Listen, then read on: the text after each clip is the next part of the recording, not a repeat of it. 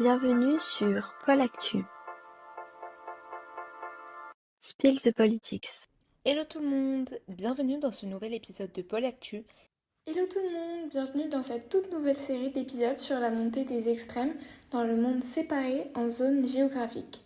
Aujourd'hui, on va débuter avec le premier épisode de la série en abordant le cas de l'Europe actuelle. Pour traiter de ce sujet important, vous serez accompagné par Naïmia, Sarah G. Marie. Mais avant toute chose, qu'est-ce qu'on entend quand on parle de la montée des extrêmes ? Pour essayer de vous l'expliquer de manière simple, la montée des extrêmes, c'est la progression de partis politiques situés dans les extrêmes sur l'échiquier politique, que ce soit à gauche ou à droite.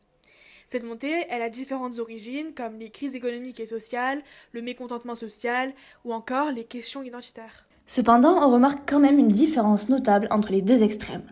Cette différence s'applique notamment entre les principes défendus par les partis considérés comme extrêmes.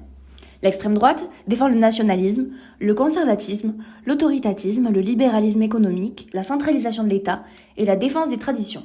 Au contraire, l'extrême gauche défend plutôt l'internationalisme, l'égalitarisme, le progressisme, l'anticapitalisme, un État social renforcé ainsi que la lutte contre les discriminations. Maintenant que nous venons d'éclairer brièvement le sujet, nous allons nous pencher sur pourquoi pouvons-nous dire qu'aujourd'hui, nous assistons à une montée des extrêmes face aux changements brutaux actuels.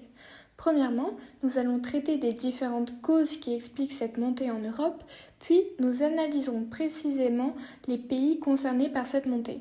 Enfin, nous expliquerons les conséquences et les réactions alimentées par cette montée. On peut donc commencer par la première partie où nous allons expliquer les causes de la montée des extrêmes en Europe. Les crises économiques et sociales ont contribué à l'ascension des partis d'extrême droite en Europe. Depuis la crise financière de 2008, appelée la crise des subprimes, plusieurs pays européens ont été confrontés à une instabilité économique marquée par le chômage, la précarité et l'accentuation des inégalités. Ces difficultés, elles ont alimenté un sentiment d'insécurité économique et sociale, particulièrement dans les classes populaires et moyennes. Les politiques d'austérité mises en place pour redresser les économies ont souvent été perçues comme injustes, renforçant le rejet des élites politiques et économiques.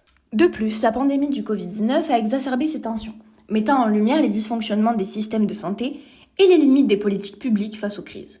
Cette situation a favorisé l'émergence de discours qui promettent des solutions radicales à une population en quête de protection et de stabilité. Enfin, les récents bouleversements géopolitiques, comme la guerre en Ukraine, ont intensifié les pressions économiques, inflation, crise énergétique, créant un environnement permettant l'implantation des idées extrémistes. Les crises migratoires ont également joué un rôle clé dans la montée des extrêmes. L'afflux massif des réfugiés, notamment lors de la crise humanitaire de 2015, a suscité des inquiétudes identitaires et sécuritaires dans plusieurs pays européens. Les partis d'extrême droite ont exploité ces peurs en diffusant une rhétorique anti-immigration qui associe les migrants à l'insécurité ou la perte culturelle. Des concepts comme le grand remplacement sont devenus centraux dans nos discours, alimentant les craintes d'une transformation démographique irréversible. Cette instrumentalisation des crises migratoires a conduit à des politiques radicales dans certains pays, telles que la construction de murs frontaliers ou la réduction drastique des droits des migrants. Ces mesures ont renforcé le sentiment de division au sein de l'Union européenne sur la question de la solidarité et ont permis aux partis d'extrême de mobiliser leurs électorats autour d'une vision nationaliste et protectionniste. La méfiance envers les institutions traditionnelles constitue un autre facteur majeur expliquant l'essor des extrêmes en Europe. Beaucoup de citoyens estiment que les gouvernements, partis politiques traditionnels et même les systèmes démocratiques ne répondent plus efficacement aux défis contemporains. Cette crise de légitimité est amplifiée par le sentiment que ces institutions sont corrompues ou déconnectées des préoccupations réelles des citoyens. Par exemple, seuls 26% des Français déclarent avoir confiance dans la politique nationale, un chiffre qui illustre bien la détresse démocratique ressentie par une grande partie de la population. Cette méfiance est amplifiée par le sentiment que les institutions sont incapables de répondre aux enjeux contemporains tels que les crises économiques ou migratoires. Les citoyens perçoivent souvent ces institutions comme inefficaces ou corrompues, ce qui alimente le rejet des élites traditionnelles au profit des mouvements populistes qui se représentent comme une alternative anti-système. On peut maintenant passer à la seconde partie de cet épisode où nous allons montrer les pays qui sont concernés par cette montée. La montée de l'extrême droite est le cas le plus flagrant puisque nous le retrouvons dans plusieurs pays européens. Si nous parlons de pays gouvernés par l'extrême droite, nous retrouvons 3 pays, l'Italie, la Hongrie et la Belgique. L'Italie est gouvernée par l'extrême droite depuis octobre 2022 par Giorgia Meloni, chef du parti post-fasciste Fratelli d'Italia, et a donc été élue présidente du Conseil des ministres aux élections générales. En Hongrie, le pays est gouverné par un parti d'extrême droite. Cependant, cela fait depuis 2010 que le pays est gouverné par ce même parti, donc la dimension de montée est à nuancer pour ce cas-là. Le parti s'appelle Fidesz de Viktor Orban. Le dirigeant hongrois considère d'ailleurs son modèle comme une démocratie illibérale. Ainsi, le manque de l'état de droit reproché, mais aussi sa politique stricte sur les questions migratoires, sont des éléments qui peuvent mettre en lumière la menace que peut devenir l'extrême droite pour la démocratie libérale. Ensuite, depuis février 2025, donc très récemment, la Belgique a un nouveau gouvernement dirigé par Bart de Wever, leader du N-VA, formation nationaliste flamande affiliée aux conservateurs et réformistes européens. Ainsi, la Belgique fait maintenant partie des pays gouvernés directement par l'extrême droite. La montée de l'extrême droite n'est pas seulement illustrée par un gouvernement dirigé par celle-ci, mais aussi par la montée à l'intérieur du gouvernement. En effet, aux Pays-Bas, le Parti pour la liberté, nationaliste, islamophobe et europhobe, a largement remporté les élections législatives de novembre 2023, avec 23,5% des voix.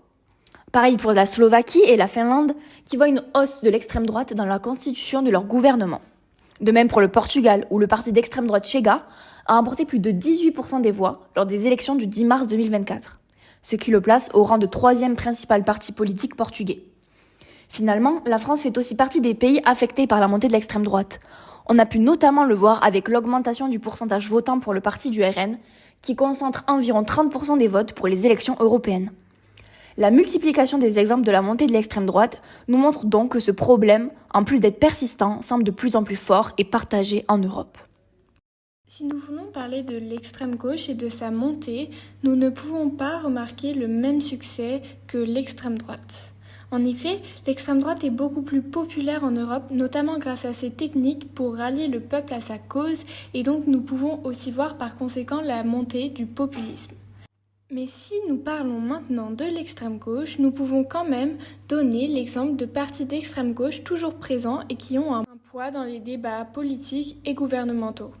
Nous retrouvons donc en France l'exemple de la France insoumise qui, malgré sa qualification de parti de gauche de la part du Conseil d'État, reste majoritairement reconnu comme d'extrême gauche par les Français. En Espagne, en Grèce, voire en Allemagne avec le parti Die Linke qui est de gauche, mais aussi souvent considéré d'extrême gauche à cause de ses actions considérées comme extrêmes selon le sujet. Finalement, nous ne pouvons pas vraiment dire que nous assistons à une montée de l'extrême gauche comparée à l'extrême droite omniprésente en Europe. On peut maintenant passer à la 3e et dernière partie de cet épisode où nous allons montrer les conséquences et les réactions face à cette montée. On a d'abord des réformes politiques par les extrêmes. Plusieurs nations en Europe ont vu l'émergence de partis d'extrême gauche ou d'extrême droite, provoquant des changements politiques significatifs. Le parti d'extrême gauche Syriza, en Grèce, qui a été élu en 2015 dans une situation de crise économique, a cherché à mettre fin à l'austérité imposée par les prêteurs européens. En dépit d'un référendum en faveur de cette direction, le gouvernement a été contraint de se conformer aux demandes de la Troïka. Il a tout de même mis en œuvre certaines réformes sociales, comme l'octroi de soins gratuits pour les plus défavorisés et l'officialisation du partenariat civil. Inversement, la Hongrie, sous la conduite de Viktor Orban et de son parti Fidesz, manifeste une dérive autoritaire. Il prône la révision de la Constitution dans un sens nationaliste, affaiblissant du système judiciaire et des médias, loi anti-LGBTQ+, ainsi qu'une politique migratoire extrêmement répressive. En Pologne, le parti Droit et Justice, PiS, a adopté une trajectoire comparable en centralisant le pouvoir et en restreignant le droit à l'avortement, tout en conservant une politique sociale généreuse à but électoral. Quant à l'Italie, le parti Fratelli d'Italia, dirigé par Giorgia Meloni, représente une droite radicale apparemment plus modérée, mais qui ne met en œuvre des réformes conservatrices, notamment concernant les migrations et l'identité nationale. De plus, il envisage une réforme constitutionnelle visant à renforcer l'autorité exécutive. Ces expériences montrent comment les extrêmes, une fois au pouvoir, peuvent transformer en profondeur les institutions, les valeurs sociales et la place de l'État dans la société. Face à la montée de l'extrémisme en Europe, différentes formes de résistance ont vu le jour, qu'elles soient institutionnelles, citoyennes ou politiques. Les contre-pouvoirs juridiques, tels que les cours constitutionnelles nationales ou le Cour de justice de l'Union européenne, ont parfois mis en échec des réformes jugées contraires à l'état de droit, en particulier en Pologne et en Allemagne.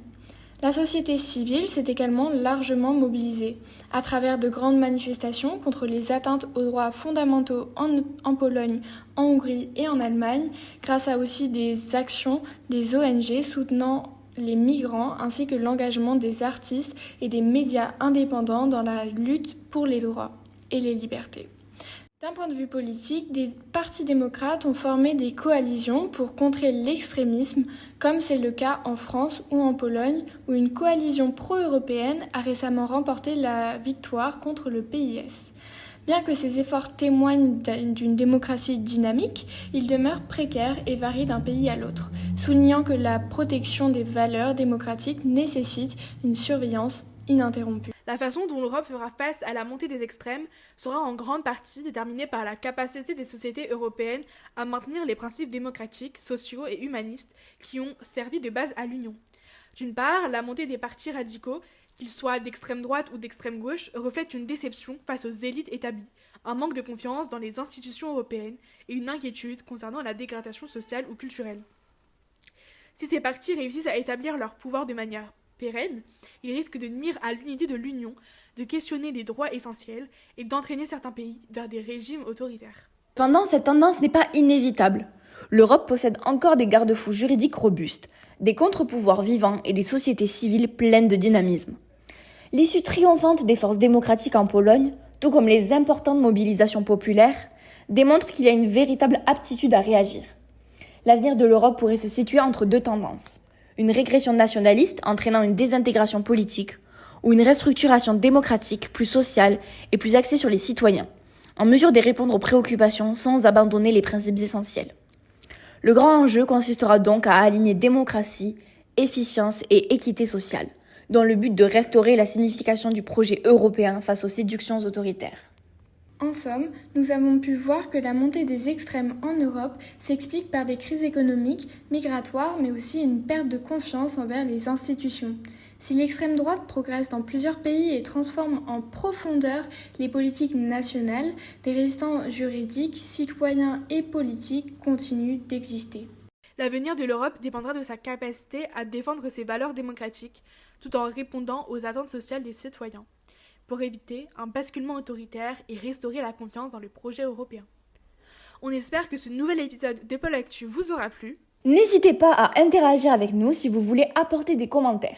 Sur ce, reposez-vous bien et on se retrouve dimanche prochain pour un nouvel épisode.